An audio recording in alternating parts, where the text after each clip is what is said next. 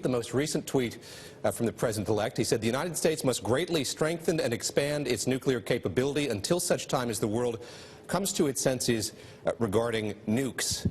There will be people who read that tweet and wonder if Twitter is the best forum for dealing with an issue as grave as nuclear war. What would you say to them? I'd say it's an interesting question, and the world is changing every day, right? I mean, we're learning so much about a new method of communication, and this election has been a great example of moving away from legacy modes of communication to something new and what the power of that is. And I think the fear is, of course, when you talk about tweeting and a spontaneous act by a man who's the president-elect, and you attach that to nuclear, everybody totally freaks out. I would look at it another way, which is the message, of course, is the world is a confusing tapestry at the time. And I think you'll see this president-elect start to bring normalcy, actually, and quietness back into that fabric. But it starts from strength.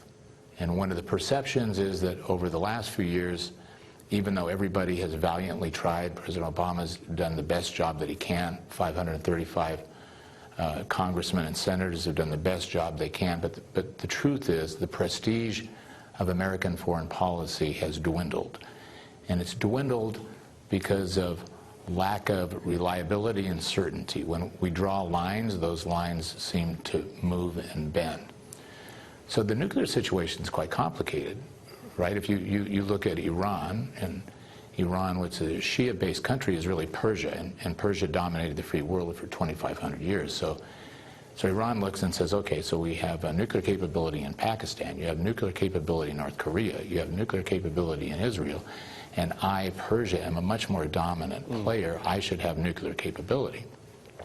So at some point in time, the balance relates to predictable, reliable, consistent strength, and the breadth of that strength through allies. So I think all the president-elect is doing is saying that the power and the prestige of America needs to be built around a strong and predictable military and foreign policy alliance, that there's nothing predatory about it, there's nothing to worry about it, and the means of communication at Twitter just happens to be more impactful and powerful than even cable news broadcast today, which is mind-boggling. So we're getting used to it.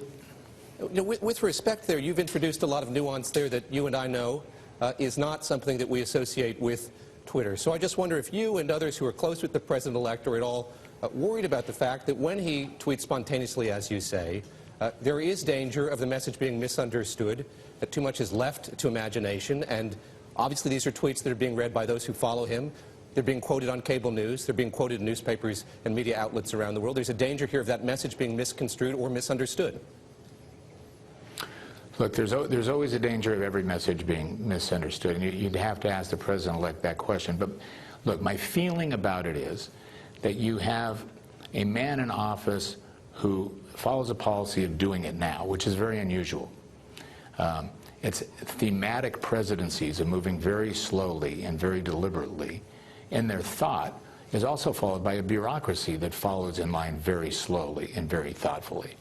So you have a president who's saying, I'm going to drain the swamp. He's got to define where that swamp is. And I think what he's saying on Twitter should not be viewed as being action. Remember, action on any of these things takes this tapestry of weaving Congress, the legislator, the Senate, a foreign service group, to come up with a conclusion. So it may be different than we've experienced. It may be unsettling in that it seems to be a thought that then goes to Twitter. But on the other hand, it may be really valued to have somebody who says, when I see a problem, when I see an issue, I'm going to discuss it. It doesn't mean I'm going to act on it. I'll act based on advice and consent of all the constituencies which I need to reach out and include, but here's my point of view.